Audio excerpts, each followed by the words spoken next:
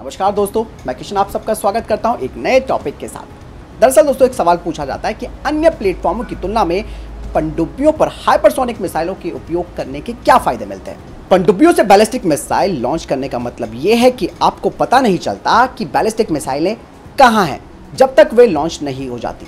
और एक बार जब कोई पनडुब्बी बैलिस्टिक मिसाइल को लॉन्च करती है तो ये पूरी दुनिया में अपनी स्थिति को बता देती है।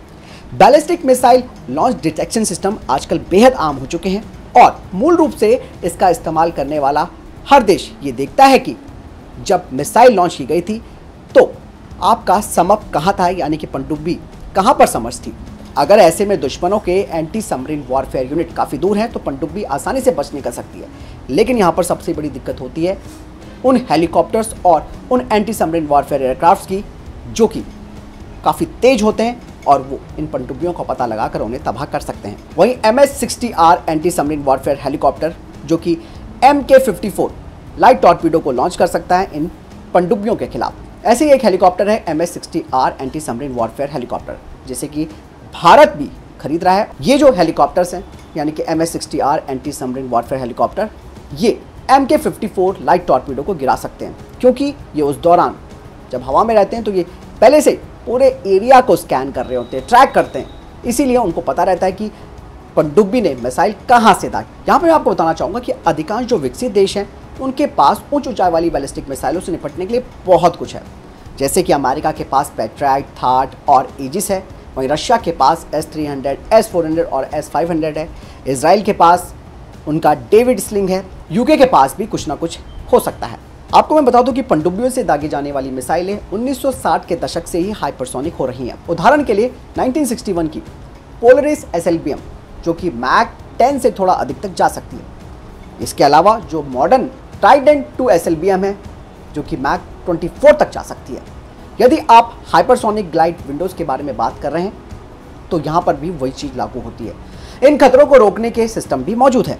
1990 के दशक में मैक 24 SLBM को रोकने के बारे में कोई टेंशन नहीं रहती थी, किसी को कोई चिंता नहीं थी। लेकिन ऐसा नहीं है, क्योंकि आज की दौर की ये जो मिसाइलें हैं खासकर की SLBM वो काफ़ी तेज़ी से मैन्यूवर हो सकती हैं, जो कि किसी के लिए भी घातक हो सकती है और इन्हें रोकना भी कठिन हो सकता है।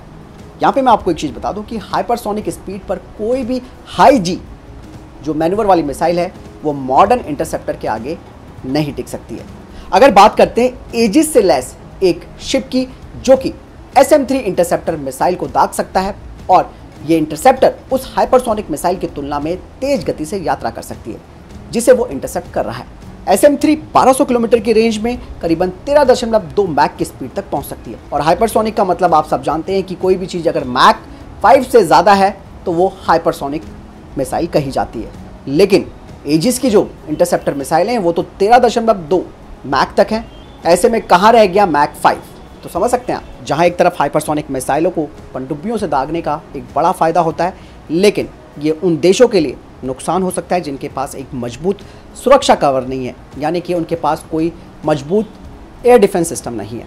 तो ऐसे में ये जो हाइपरसोनिक मिसाइलें जो पनडुब्बी से दागी जाती हैं वो बेहद घातक हो सकती है। आपने खुद देखा होगा कि भारत खुद अपने BMD सिस्टम पर काम कर रहा है और अब फेज़ 2 का इंटीग्रेशन किया जा रहा है। इसके अलावा S-400 भारत रशिया से ले रहा है। 3 स्क्वाड्रन्स आ चुकी हैं, 2 आनी बाकी हैं। तो चीज़ें बिल्कुल साफ़ हो जाती है कि किस तरीके से हाइपरसोनिक मिसाइलों को खास करके जो पनडुब्बी से दागी जाती हैं उन्हें रोका जा सकता है। आपको क्या लगता है? कमेंट सेक्शन में लिखकर जरूर बताइएगा। मिलते हैं नए वीडियो के साथ। नमस्कार, जय हिंद, वंदे मातरम।